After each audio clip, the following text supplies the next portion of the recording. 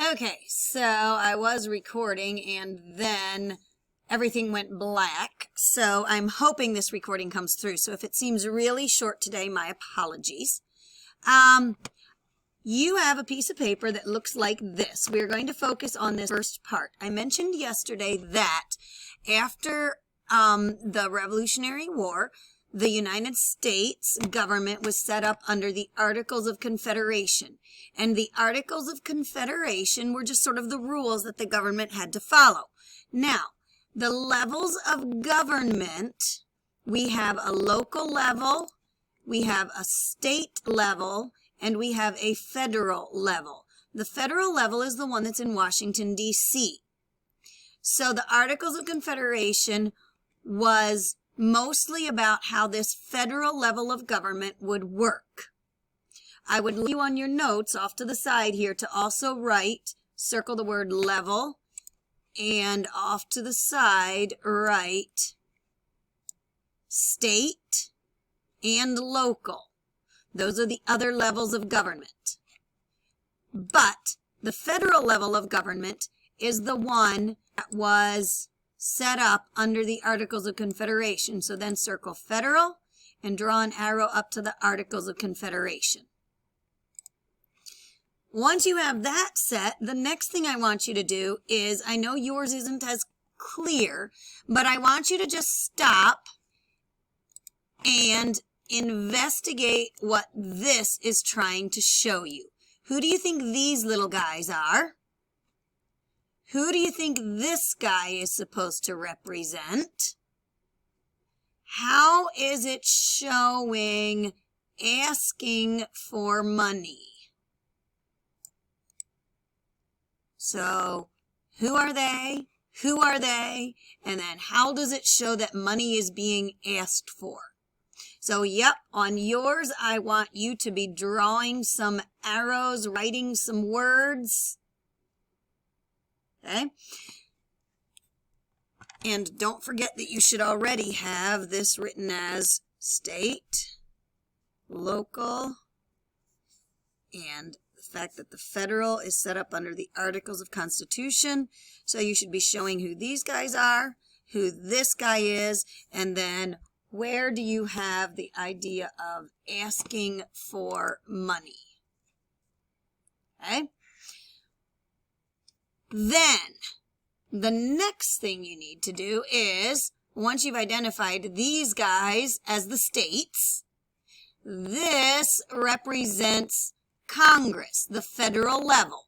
How do we know it's asking for money? Right there, the hat is asking for money. So those items need to be labeled and noted.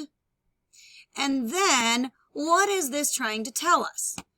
The federal government is weak because it could not do what? Under the Articles of Confederation, the federal level of government could not do what, according to this picture? Well, it could not ask the states for money. This became a problem because the Revolutionary War had just gotten over, and yet many of the soldiers who fought in the Revolution were not paid the money that they had been promised. Why not? Because Congress had to ask the states for money, and the states were very reluctant to tax their people and give it to the federal government. Why? Well, remember, they had just fought the Revolutionary War, so that a government on a federal level far away from them would not be able to put its hand in their pockets and make them pay taxes if they didn't feel those taxes were the right thing to do. And so the Articles of Confederation made it very hard for the national government to tax people.